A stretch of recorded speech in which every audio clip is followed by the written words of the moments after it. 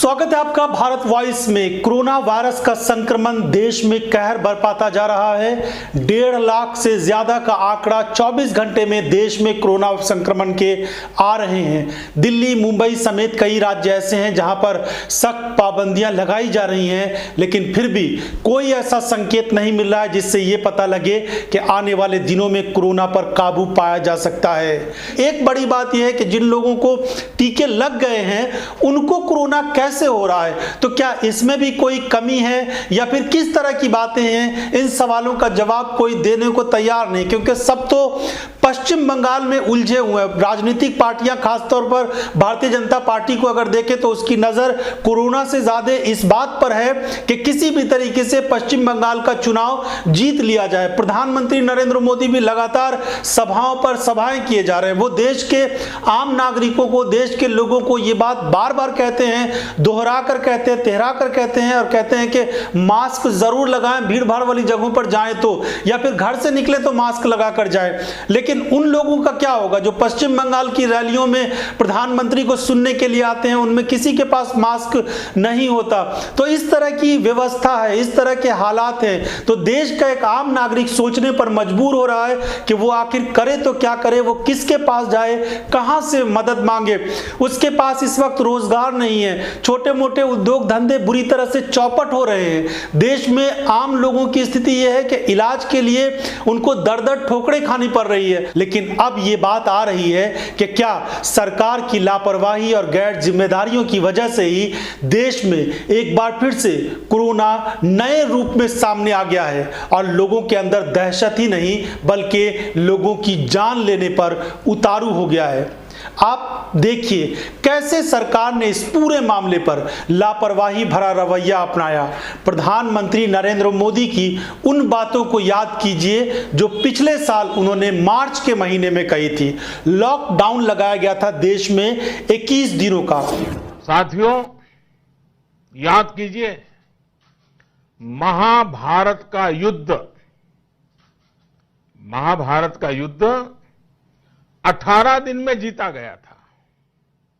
आज कोरोना के खिलाफ जो युद्ध पूरा देश लड़ रहा है उसमें 21 दिन लगने वाले हैं। हमारा प्रयास है इसे 21 दिन में जीत लिया जाए। पीएम मोदी ने उस समय भरोसा जताया था कि जिस तरीके से 18 दिन में महाभारत के युद्ध को जीता गया था उसी तरीके से 21 दिनों में कोरोना के संक्रमण को खत्म करने के लिए इस युद्ध को जीता जाएगा। लोगों को भरोसा प्रधानमंत्री पर था कि शायद वो जिस तरीके से काम कर रहे हैं वो कोरोना के संक्रमण को काबू में करने के लिए और देश की जनता की भलाई के लिए किया जा रहा है या कर रहे हैं। लेकिन जब दिन गुजरते चले गए और सरकार की तरफ से ऐसा काम किया गया जिसको देखकर लोगों की चिंताएं और बढ़ती चली गई। 21 दिन का इतना सख्त लॉकडाउन लगाया गया और वो भी इतनी जल्दी में जिसकी किसी को भनक तक नहीं लगी। और उसके बाद हमने देखा कि कैसे लोगों का कारोबार खत्म हुआ, लोगों की नौकरियां गई, छोटे मोटे उद्योग धंधे पूरी तरीके से नष्ट हुए। और उसके बाद लोग, खासकर यूपी, बिहार और बंगाल के लोग जब अपने घरों को जा रहे थे तो किस तरह से उनको अपनी जानें गंवानी पड़ी। कुछ लोग बचे तो फिर बहुत ही बुरी स्थिति में वो लोग आ गए। ये बात अभी याद करने का समय तो नहीं है, लेकिन इन चीजों को देखकर आगे का अंदाजा लगाया जा सकता है कि सरकार के भरोसे अगर देश की जनता रहती है तो उसके सामने किस तरह की चुनौतियां आ सकती है। जाहिर है बगैर सरकार के काम किए कोई भी नागरिक सही तरीके से अपनी व्यवस्थाओं को, अपनी चीजों को ठीक नहीं कर सकता है। लेकिन क्या सरकार पर यह दबाव बनाने की जरूरत नहीं है कि सरकार उन तमाम चीजों को ध्यान दे कि कैसे आम नागरिकों के सामने ये जो एक बार फिर से बहुत बड़ा संकट आ गया है, उसको उसी तरीके से निपटा जाए। बार बार शुरुआती दिनों से लोग ये बात कह रहे हैं कि अस्पतालों में सही तरीके से व्यवस्था की जाए, अस्पतालों की सही तरीके से व्यवस्था की जाए, लेकिन वो सब नहीं हुआ।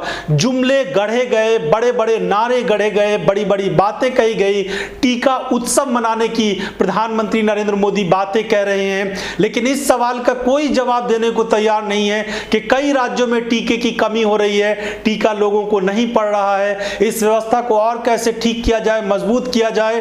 भाजपा शासित राज्यों में के मुख्यमंत्री बड़ी बड़ी बातें करके निकल जाते हैं, लेकिन स्थिति चिंताजनक नजर आती है। उत्तर प्रदेश की कई तस्वीरें, कई वीडियोस हम देख रहे हैं जो वायरल हो रही है कि अस्पताल के करीबी लोग दम तोड़ रहे हैं, सीएम हाउस के बेहद करीब लोगों को इलाज नहीं मिल पा रहा है।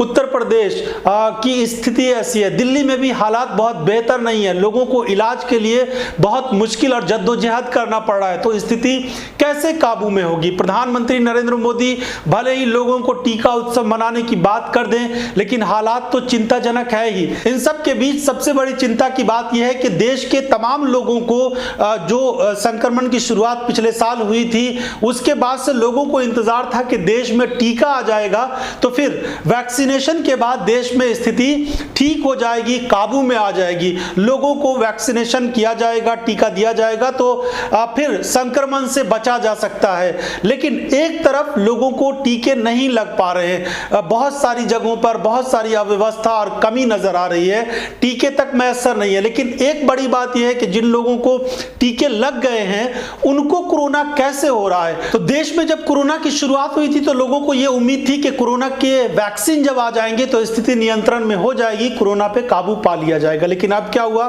कोरोना के वैक्सीन आ गए, लोगों को टीके लग रहे हैं, लेकिन देश के जो सर्वश्रेष्ठ मेडिकल संस्थान है एम्स, वहां हमने देखा कि 20 डॉक्टर और 9 जो मेडिकल के छात्र हैं, यानी कुल 32 लोगों को वहां पर कोरोना संक्रमण हो गया। ये सब कौन लोग थे? जिनको कोरोना के टीके लगे थे। इसके अलावा गंगाराम अस्पताल है, वहां पर हमने देखा कि 37 लोग कोरोना संक्रमित हो गए, इन सब लोगों को भी टीका लगा था। देश भर से इस तरह की बहुत सारी रिपोर्ट्स आ रही हैं जहां पर लोगों को कोरोना के टीके लगे हैं, लेकिन इसके बावजूद भी वो कोरोना संक्रमित हो रहे हैं। अब ये सरकार की तरफ से अलग बात है, कहा जा रहा है कि जिन लोगों को टीके लगे हैं उनको अगर कोरोना हो जाता है तो वो बहुत जल्दी उनकी रिकवरी हो जाती है। ये सब एक तरह से जुमले की ही बात है, लेकिन असल बात यह है कि स्थिति अब भी नियंत्रण में नहीं हो रही है। टीके लगने के बावजूद भी अगर लोगों को कोरोना संक्रमण से मुक्ति नहीं मिल पा रही तो स्थिति कैसे बदलेगी? सबसे बड़ा सवाल तो इस वक्त यही है। केंद्र सरकार की तरफ से, प्रधानमंत्री नरेंद्र मोदी की तरफ से एक डायलॉग्स दिए जाते हैं, एक से एक बातें कही जाती है, लोगों को एक से एक नारे गढ़े जाते हैं और नसीहतें दी जाती है, लेकिन स्थिति जस की तस नहीं बनी हुई है, बल्कि स्थिति और विकराल रूप लेती जा रही है। कोरोना पर अगर अब भी काबू पाने के लिए बहुत सारे ठोस कदम नहीं उठाए गए तो स्थिति और बिगड़ सकती है। लेकिन बिगड़ेगी किसकी? देश के आम नागरिकों की, हमारी और आपकी। ना तो नेताओं का कुछ बिगड़ेगा और ना ही तो मीडिया के उन एंकर्स और बड़े बड़े रिपोर्टर्स और मीडिया संस्थाओं का कुछ बिगड़ने वाला है। अलग बात है कि बहुत सारे रिपोर्टर्स या उसमें काम करने वाले लोग खुद इसको झेलेंगे और उनके परिवार के सदस्य इस तरह की मुसीबतों में फंसेंगे, लेकिन उनको भी इस बात की कोई चिंता ऐसा लगता है कि नजर नहीं आ रही, क्योंकि उन्हें भी अपनी नौकरी करनी है, नौकरी बचाए रखनी है। लेकिन बड़ी बात यह है कि देश का हर तबका इस वक्त भारी चिंता में है। उसके सामने बड़ी समस्या यह है कि कैसे इस मुश्किल घड़ी में, मुसीबत की घड़ी से पार पाया जा सकता है। सरकार से अब भी लोगों को बहुत सारी उम्मीदें हैं, भरोसा है, लेकिन पिछले हालात को देखकर ऐसा नहीं लगता है कि कुछ मदद लोगों को अब भी मिलने वाली है। अब भी लोगों को उम्मीद है कि स्थिति थोड़ा बदलेगी, सरकार कुछ गंभीरता से काम करेगी, लेकिन पिछले दिनों जिस तरह से सरकार ने काम किया है और जिस तरह की बातें कही है उससे बिल्कुल ज्यादा और बहुत ज्यादा उम्मीद लगाने की भूल नहीं करनी चाहिए, क्योंकि वादे बहुत सारे किए जाएंगे, बहुत सारी बातें कही जाएंगी, लेकिन उस पर काबू पाने के लिए कोई ठोस काम कैसे किया जाए ये बहुत कम नजर आता है। लेकिन इन सब के अलावा बड़ी दिक्कत यह है कि सरकार भी एक तरह से लापरवाह बनी बैठी है।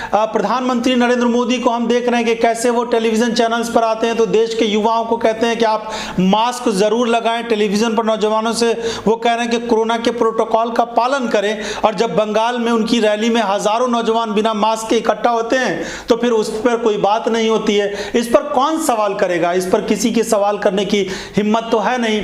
हिम्मत जब नहीं है और सवाल नहीं होगा तो स्थिति दिन ब दिन इसी तरह की खराब होती जाएगी। आम लोगों के सामने समस्याएं बढ़ती जाएंगी, लोगों की नौकरी जाएगी, युवा बेरोजगार होते चले जाएंगे, देश की स्थिति और खराब होती जाएगी। तो इसका जिम्मेदार आखिर कौन होगा? लेकिन इन सब के बीच खुद एहतियात और सतर्कता के साथ काम करने की जरूरत है। किस तरीके से संकट की इस घड़ी में अपने आप को सतर्कता के साथ इस मुश्किल घड़ी से निकाल कर ले जाना है, ये खुद हर नागरिक को सोचने की जरूरत है। अगर आपको ये वीडियो पसंद आए तो लाइक और शेयर करिएगा। धन्यवाद।